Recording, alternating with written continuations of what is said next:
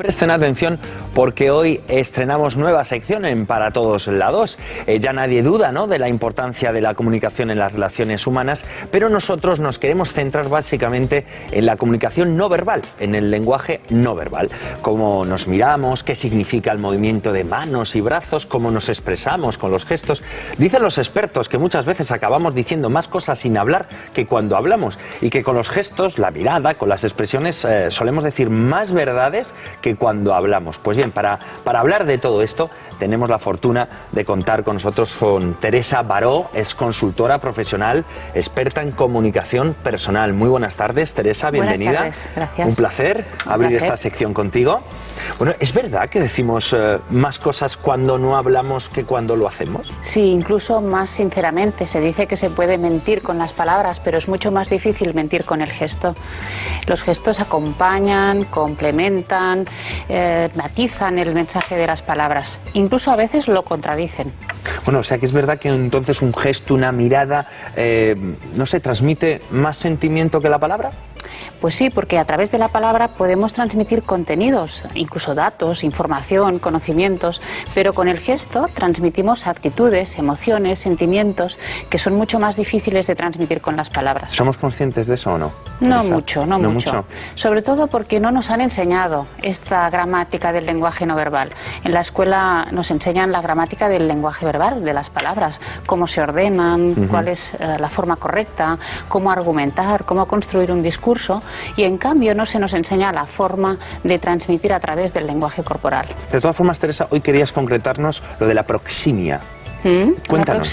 La proxemia. Sí, es la percepción que todos tenemos de nuestro espacio personal y también cómo utilizamos este espacio personal en relación con los demás.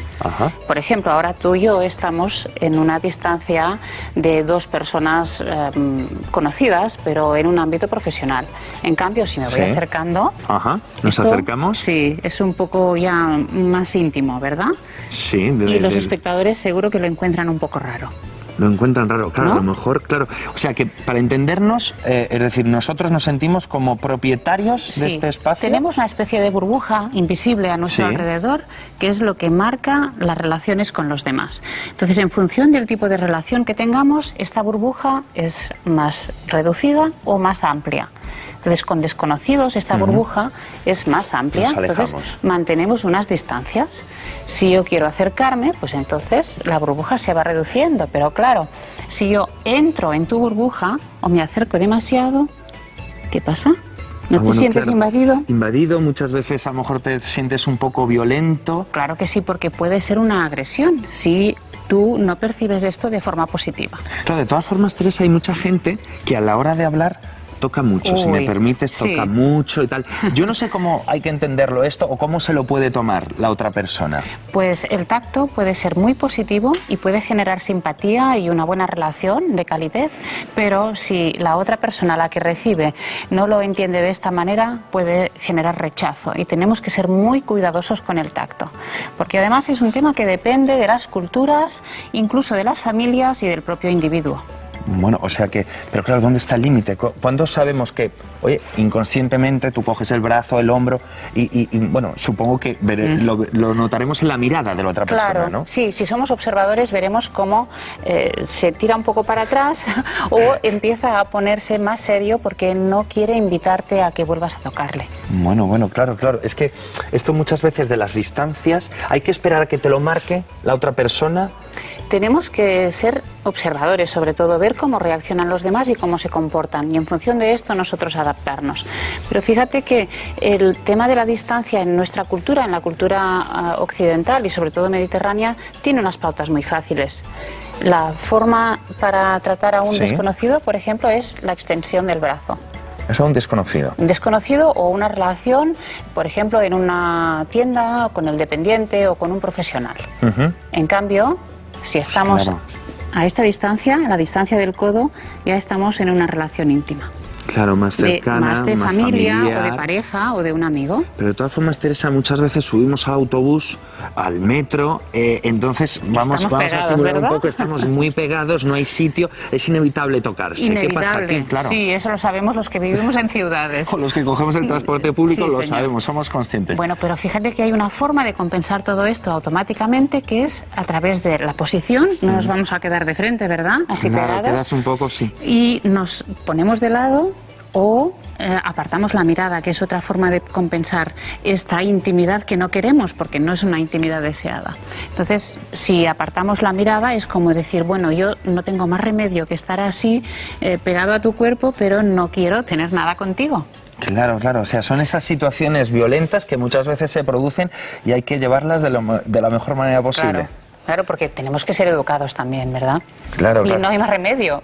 Claro, es que no queda otra, no queda otra. De todas formas, se dice, Teresa, que los latinos, ¿no? Necesitamos menos espacio que, por ejemplo, los nórdicos. ¿Es así? Cierto, sí, sí. Las distancias son más cortas entre los latinos normalmente y por eso también nos tocamos más, igual que gesticulamos más. Hay algunas culturas que mantienen más distancias, por ejemplo, los japoneses. ¿Todavía más que los nórdicos? Sí, y no se tocan apenas.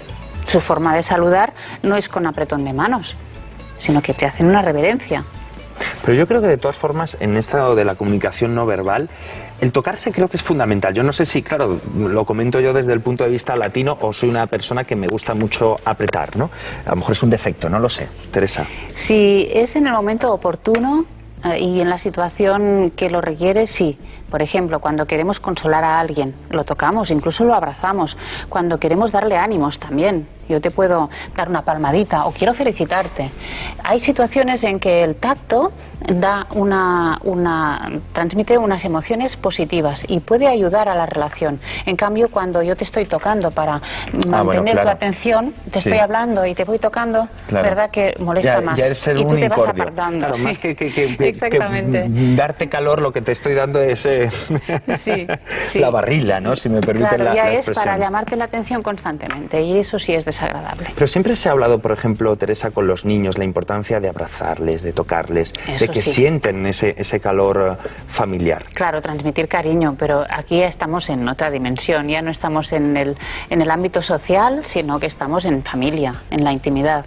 Claro, lo que ocurre que siempre hablamos de esa distancia que nosotros mismos tenemos que estar atentos, alerta de la otra persona, del interlocutor, para saber dónde están los límites. Y tiene que ser la otra persona la que nos dé, digámoslo así, esa confianza para acercarnos.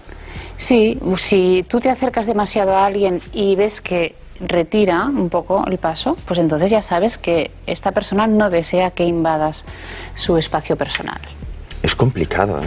Sí, el lenguaje corporal, el lenguaje no verbal en general es bastante complicado, pero también es cierto que los conocimientos que tenemos sobre él son aprendidos desde la más tierna infancia y algunos gestos ya los llevamos incorporados como gestos humanos. ¿Crees que en las escuelas, Teresa, nos deberían de enseñar, igual que nos enseñan el lenguaje escrito, el lenguaje no verbal? Sin duda.